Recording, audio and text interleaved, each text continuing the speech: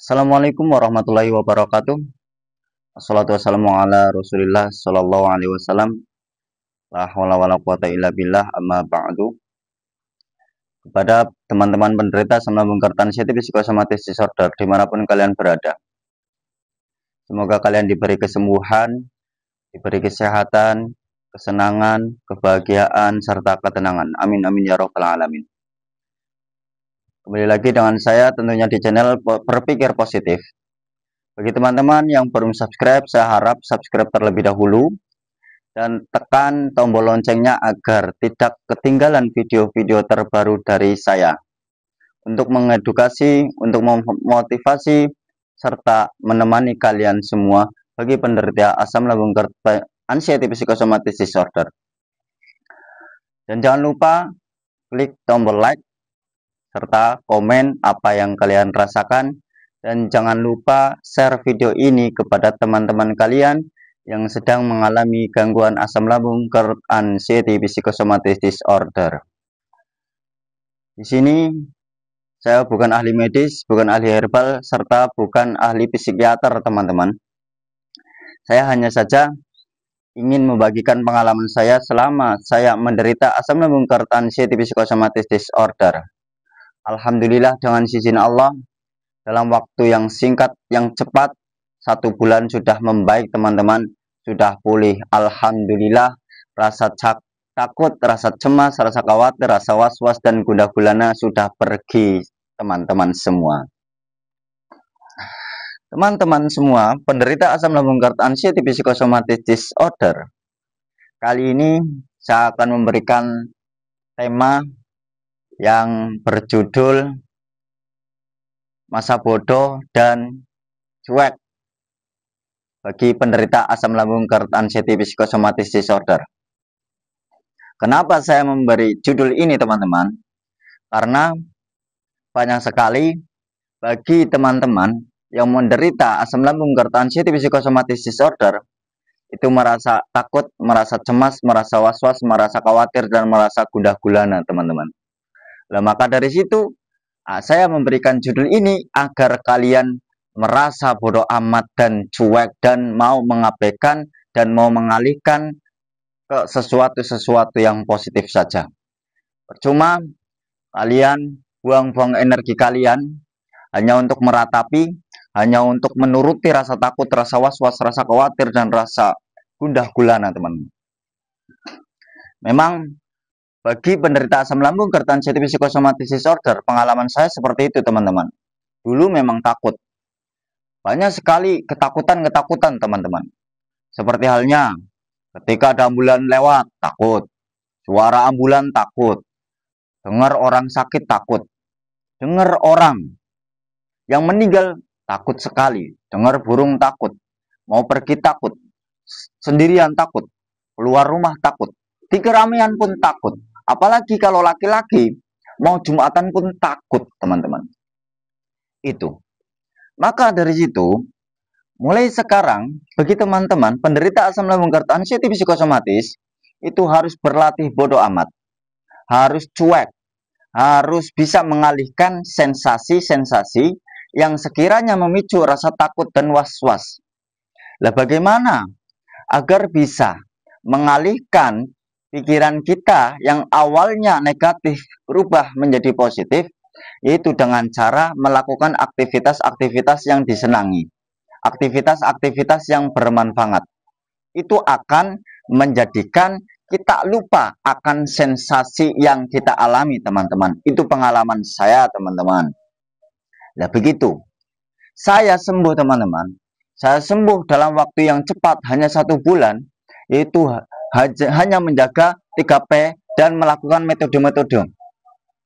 Terus saya sembuhnya, teman-teman, tanpa obat, tanpa herbal, teman-teman. Dalam 1 bulan saya cuma melakukan jalan-jalan pagi atau sore, teman-teman. Itu saja, itu jalan-jalan gratis, teman-teman, tanpa memerlukan biaya yang banyak, teman-teman. Saya sembuh dalam waktu yang cepat, sudah membaik dan pulih, itu tanpa obat, tanpa herbal, teman-teman.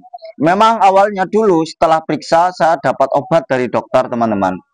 1 minggu udah habis. Tapi saya punya prinsip, saya nggak boleh ketergantungan dengan obat. Saya nggak boleh ketergantungan dengan herbal. Saya harus merubah mindset saya, harus memprogram pikiran saya agar membaik, agar tidak meratapi, agar tidak gundah gulana, merasakan sensasi dan tidak memicu ketakutan. Itu teman-teman.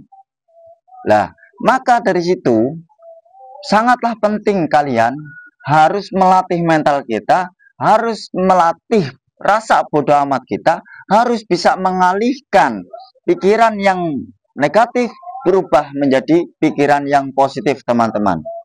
Perlu kalian ketahui, teman-teman, bahwa sensasi yang dialami oleh penderita asam lambung GERD anxiety psychosomatic disorder itu tidak berbahaya, teman-teman. Itu tidak berbahaya. Ya memang horor sekali. Saya juga pengalaman, teman-teman. Rasa les-lesan. Terus kemudian sakit dada di bagian kiri, di bagian kanan, sesak nafas, terus kemudian sampai ke punggung, mata buram, telinga bunyi nging gitu, terus kepala keliengan, terus keringet dingin, semutan, seakan-akan kayak apa, teman-teman? Kayak ngambang, kayak mau pingsan tapi nggak pingsan, dan kayak itu kayak mau kan. Itu juga saya mengalami, teman-teman. Coba kalau kita flashback, teman-teman, untuk sekarang yang kalian nonton, kalian kan pernah mengalami itu. Ada yang bahkan setiap jam atau satu harinya pasti ngalamin keringet dingin, les-lesan, piar-piaran, dan lain sebagainya. Nyatanya kalian sekarang bisa nonton video ini. Nyatanya kalian masih sehat-sehat saja, dalam artian masih hidup. Coba kita flashback. Kenapa itu terjadi? Kenapa sensasi itu ada, teman-teman? Dikarenakan pola pikir kita yang terlalu over. Pikiran kita yang terlalu kemana-mana. Pikiran kita yang terlalu ngacau. Sehingga memicu sensasi. Akhirnya sensasi, bahkan 1000 sensasi itu muncul, teman-teman. Nah maka, ayolah kalian bangkit. Rubahlah mindset kalian. Rubahlah cara pikir kalian. Yang apa-apa dikaitkan, mulai saat ini jangan dikait-kaitkan, teman-teman. Apa sih yang ditakuti penderita asam lambung GERD anxiety psikosomatis? Apa sih? Ujung-ujungnya takut kan? Ujung-ujungnya takut mati. Saya juga ngalamin itu dulu, teman-teman. Saya juga. Terus takut penyakit berat, takut penyakit kronis. Itu. Lah, maka apa yang menjadikan pola pikir kalian mengait-ngaitkan dengan penyakit kronis, penyakit berat, itu harus dihindari, teman-teman. Contoh, kalian mengetahui penyakit jantung, mengetahui penyakit paru-paru, dan penyakit lainnya. Disebabkan apa? Disebabkan karena melihat artikel-artikel yang ada di Google atau di website begitu. Nah, maka hindari searching-searching, teman-teman. Hindari searching-searching, jangan terlalu banyak kepo tentang penyakit, teman-teman. Bagi penderita asam lambung GERD anxiety psychosomatic disorder, itu tidak ada hubungannya, teman-teman. Bagi penderita asam lambung GERD anxiety psychosomatic disorder, tidak ada hubungannya dengan penyakit kronis, tidak ada hubungannya dengan penyakit berat, teman-teman. Yang perlu kita obati, teman-teman, itu mental kita. Yang perlu kita obati, yang perlu kita sembuhkan, itu mental kita. Mental cemen kita, mental lemah kita. Itu, teman-teman. Harus kita gedor, harus kita latih agar kita memiliki mental baja, mental yang kuat, teman-teman. Itu. Ya, itu caranya melalui pola pikir kita. Pola pikir kita jangan terlalu keras, jangan terlalu mikir yang berat, jangan memikirkan sesuatu yang sekiranya tidak mampu, teman-teman. Itu. Memang bagi penderita anxiety, itu pikirannya itu gampang nggak enakan. Rasanya itu nggak enakan. Ketika rasa nggak enakan, itu sebenarnya memicu ke rasa takut, teman-teman. Rasa khawatir, rasa was-was. Akhirnya menjadi gundah gulana, teman-teman. Memang penderita anxiety itu rasanya nggak enakan, terus sensitif, mudah tersinggung, terus ketika melakukan sesuatu itu penginnya itu bagaimana yang sempurna, paling sempurna, begitu. Saya ngalamin itu teman-teman. Ternyata ketika kita mementingkan terlalu menuruti rasa nggak enakan, sensitif, mudah tersinggung teman-teman, itu akan menjadikan apa teman-teman? Menjadikan kita kurang peduli dengan diri kita sendiri teman-teman. Karena apa? Karena terlalu memikirkan orang lain, terlalu memikirkan perasaan orang lain, terlalu mementingkan atau mengutamakan orang lain. Tapi kita lupa mementingkan diri sendiri teman-teman. Itu penderitaan anxiety. Itu pengalaman saya teman-teman. Jadi apa yang kita lakukan teman-teman? Sewajarnya saja. Jangan terlalu tampil yang seakan-akan paling sempurna itu teman-teman. Karena nggak enak kalau nggak baik, kalau nggak sempurna. Nah itu sebenarnya diri kita itu belum mampu teman-teman untuk menampilkan, karena manusia itu tempatnya salah, tempatnya lupa teman-teman. Dihilangkan rasa nggak enakan. Mulai saat ini kalian harus berlatih bodo amat, cuekin dengan situasi-situasi apapun. Nah biasanya bagi penderita asam lambung karena anxiety psychosomatic disorder teman-teman, ketika mendengarkan orang yang problem, mendengarkan orang yang cekcok, atau dengar orang sedang menceritakan cekcok, kita juga rasanya itu nggak nyaman. Itu pengalaman saya teman-teman. Rasanya itu kayak gundah gulana, rasa khawatir, rasa takut. Itu. Maka dari situ teman-teman, ayolah bangkit. Ayolah cintai diri sendiri. Ayolah sayangi diri sendiri. Dengan cara apa? Kita mengutamakan diri sendiri. Lebih kasihanilah diri kita sendiri teman-teman. Bangkit. Rasa nggak enakan itu harus dibuang. Berlatihlah bodo amat. Berlatihlah mengabaikan. Berlatihlah cuek. Jangan ingin tahu urusan-urusan orang lain, teman-teman. Kalian itu terganggu anxiety. Mikirin diri sendiri saja susah, teman-teman. Malah ikut pikiran masalah orang lain. Itu nggak mampu, teman-teman.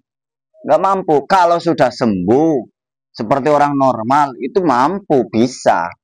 Bahkan bisa menjadi orang yang ikut andil dalam kemasyarakatan. Kamu itu sedang mengalami anxiety. Itu harus kita latih. Kita sayangi diri kita sendiri teman-teman. Sayangi diri kita dulu sendiri ya. Sayangi diri kita, terus hargai diri kita, cintai diri kita. Itu. Terus apapun sensasi yang dialami penderita asam lambung karena anxiety psychosomatic disorder, itu tidak berbahaya teman-teman. Ketika sensasi bahkan 1000 sensasi muncul, anggaplah itu hanya numpang lewat teman-teman. Anggaplah hanya numpang lewat. Numpang lewat saja. Nanti toh pergi. Kalau kita flashback, nyatanya dulu ya hilang sendiri kan. Pergi sendiri kan. Harus program dalam mindset kita, pikiran kita, bahwa sensasi apapun bagi penderita asam lambung karena anxiety psychosomatic disorder itu tidak berbahaya teman-teman. Itu tidak berbahaya. Teman-teman semua, bagi penderita asam lambung karena anxiety psychosomatic disorder, dimanapun kalian berada, memang ketika kalian mengalami rasa takut, mengalami rasa cemas, mengalami rasa was-was, mengalami rasa khawatir, mengalami rasa gundah-gulana, itu memang kalian itu nggak mau diganggu. Itu pengalaman saya. Solusinya berarti kalian sendiri teman-teman. Kayak saya dulu ya, solusinya agar rasa takut hilang itu ya dengan ya kita sendiri. Saya sendiri yang bisa mengubah ketakutan itu menjadi nggak takut gitu. Nah, maka dari situ tentulah kalian harus melakukan metode-metodenya, jalan-jalan pagi, ataupun jangan kelewatan, karena itu untuk mengembalikan hormon serotonin kita, juga mengembalikan hormon dopamin kita, kebahagiaan. Serotonin fungsinya untuk mengendalikan stres kita, mengendalikan mood kita, teman-teman. Maka dari itu, kalian harus jaga metode jalan-jalan pagi. Setelah jalan-jalan pagi, yaitu jemur, teman-teman. Berjemur. Terus juga harus mau menjaga 3P. Pola pikirnya kita harus dilatih. Jangan terlalu keras, jangan terlalu over, teman-teman. Latih pikirannya, jangan terlalu mambrah-mambrah, jangan kemana-mana, jangan ngacau, jangan mengait-ngaitkan apa yang kita alami dengan penyakit-penyakit kronis, teman-teman. Terus juga harus menjaga pola makanan kita. Makanan yang banyak nutrisinya pastinya, teman-teman. Karena itu akan mempercepat kesembuhan kita, teman-teman. Terus makannya jangan terlalu banyak, sedikit-sedikit saja, tapi sering begitu. Kalau saya itu 4 jam sekali, 4 jam sekali makan, 4 jam sekali makan, tapi sedikit-sedikit, teman-teman. Saya alhamdulillah sekarang itu sudah sembuh, teman-teman. Kadang ya sarapan jam 9, kadang jam 10 itu udah biasa. Tapi bagi penderita sama gangguan sensitif psikosomatis disorder, itu yang tertib, teman-teman. Itu makan jam 7 pagi. Oh, nanti 4 jam kemudian makan lagi, tapi sedikit-sedikit yang ada nutrisinya, dan hindari makanan yang pedas dulu, teman-teman. Itu untuk mempermudah pemulihan. Terus juga memperbanyak minum hangat. Minum hangat sehari minimal itu 8 gelas, teman-teman. Gelas gede itu. Kalau saya itu rutin itu minum air hangat 8 gelas dalam 1 hari itu minimal. Harus banyak minum air beningnya, teman-teman.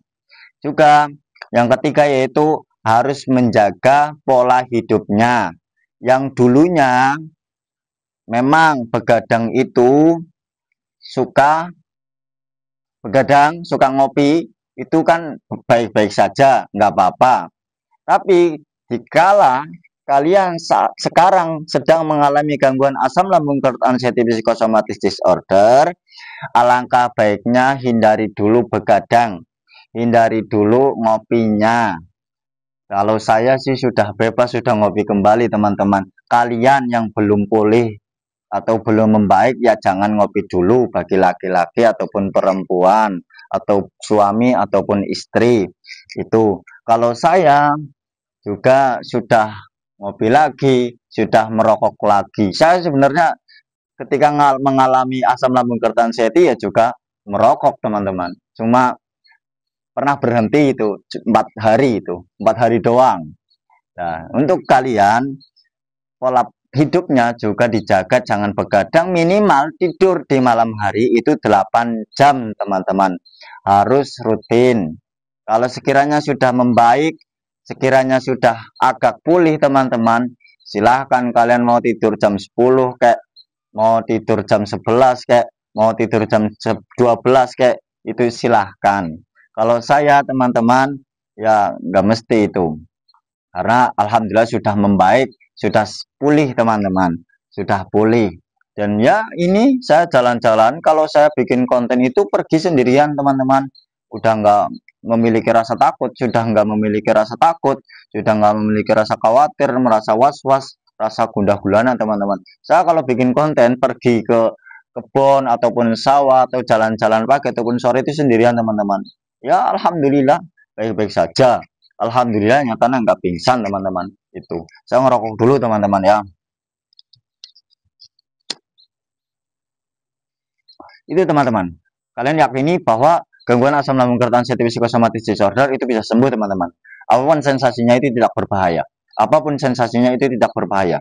Terus asam lambung sensitif psikosomatis disorder itu munculnya ada 4 faktor, teman-teman. Satu, karena keturunan. Yang kedua, dikarenakan narkoba. Yang ketiga, itu dikarenakan depresi. Yang keempat, itu dikarenakan traumatik atau rasa trauma.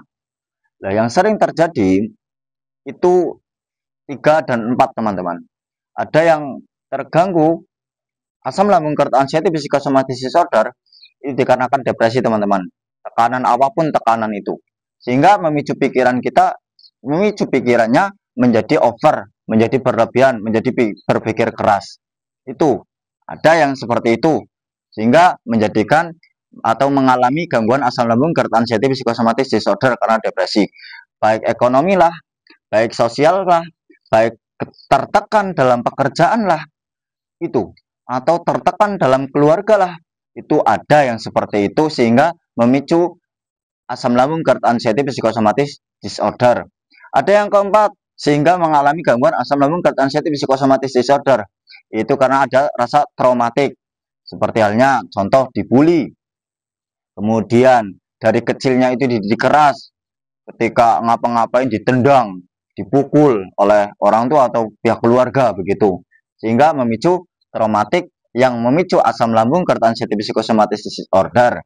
Terus ada yang trauma begitu cintanya dengan seseorang, baik laki-laki mencintai perempuan ataupun perempuan mencintai laki-laki, diputus pas lagi sayang-sayangnya teman-teman, akhirnya rasa trauma, itu juga bisa memicu asam lambung, GERD, anxiety, psikosomatis disorder. Tapi ketika mengalami gangguan asam lambung, psikosomatis disorder, itu tentunya akan ada sensasi. Nah, perlu kalian ketahui bahwa sensasi apapun, sensasinya bagi penderita asam lambung, GERD, anxiety, psikosomatis disorder itu tidak berbahaya, teman-teman. Itu tidak berbahaya. Dan bagi penderita asam lambung, GERD, anxiety, psikosomatis disorder itu bisa sembuh, teman-teman. Bisa sembuh. Baik diobati atau tidak diobati itu sembuh. Kalau saya, alhamdulillah sudah pulih, sudah membaik tanpa obat, tanpa herbal. Alhamdulillah, teman-teman. Terus, biasanya kalau orang yang sudah sembuh, kadang itu lucu ketika mengingat rasa-rasa takut, rasa-rasa sensasi itu, teman-teman. Ada rasa lucunya, terus terheran-heran begitu, teman-teman. Itu. Terus jangan mudah menyerah, jangan mudah down, teman-teman. Harus berlatih bodo amat dengan sensasi-sensasi. Jangan terlalu ketrigger ya. Jangan terlalu merasa gundah gulana. Sampean kalian semua harus semangat, harus optimis, harus lakukan metode-metode dan jaga TP3 atau 3P, pola makan, pola pikir, dan pola hidupnya. Nah, semoga video ini bisa menemani kalian semua, bisa mengedukasi kalian semua, bisa memotivasi kalian semua. Saya bukan berarti atau tidak ada tujuan memperguru kalian. Saya hanya ingin kalian cepat membaik, cepat pulih, teman-teman. Terus saya juga belum banyak pengalaman tentang anxiety karena alhamdulillah 1 bulan sudah sembuh. Ada mentor-mentor kita, teman-teman kita yang sampai tahunan, teman-teman. Tapi ya nyatanya sembuh. Tapi dia itu pengalamannya sudah banyak sekali, teman-teman. Mulai dari berbaring terus ya. Kalau saya dulu ketika mengalami asam lambung, GERD, anxiety, psikosomatis disorder itu tetap dibawa kerja, teman-teman. Walaupun kadang begah di motor itu, teman-teman. Kadang berhenti dulu, teman-teman. Berhenti, terus di pinggir jalan itu, terus tarik nafas. Begitu, teman-teman. Itu apalagi kalau sore, teman-teman, pulang kerja, ya Allah rasanya. Itu dulu, teman-teman. Nah, jadi tetap dipaksakan. Tapi ketika saya mengalami gangguan asam lambung, GERD, anxiety, psikosomatis disorder, saya nggak aktif jamaah, teman-teman, nggak aktif di sosial kemasyarakatan. Itu saya nggak aktif di kemasyarakatan. Karena apa? Takut kalau kumpulan RT, takut dengan orang banyak, takut dengan kumpulan di masjid atau jamaah itu, teman-teman. Dulu saya sudah latih sih, alhamdulillah mulai membaik, sudah pulih. Ya sudah biasa lagi jamaah Jumat, enak ya. Waktu dulu ya juga tetap jamaah Jumat, tapi ya Allah itu rasanya itu keringet dingin, terus jantung deg deg deg deg tanpa sebab, itu banter banget, teman-teman. Itu cepat sekali, teman-teman. Itu ternyata nyatanya alhamdulillah ya, diberi dengan izin Allah, diberi kesehatan, diberi kepulihan, teman-teman. Itu, dan saya yakin kalian pasti akan sembuh, kalian pasti membaik, kalian pasti pulih, teman-teman. Tetap lakukan, tetap semangat, dan jangan pernah down. Wassalamualaikum warahmatullahi wabarakatuh.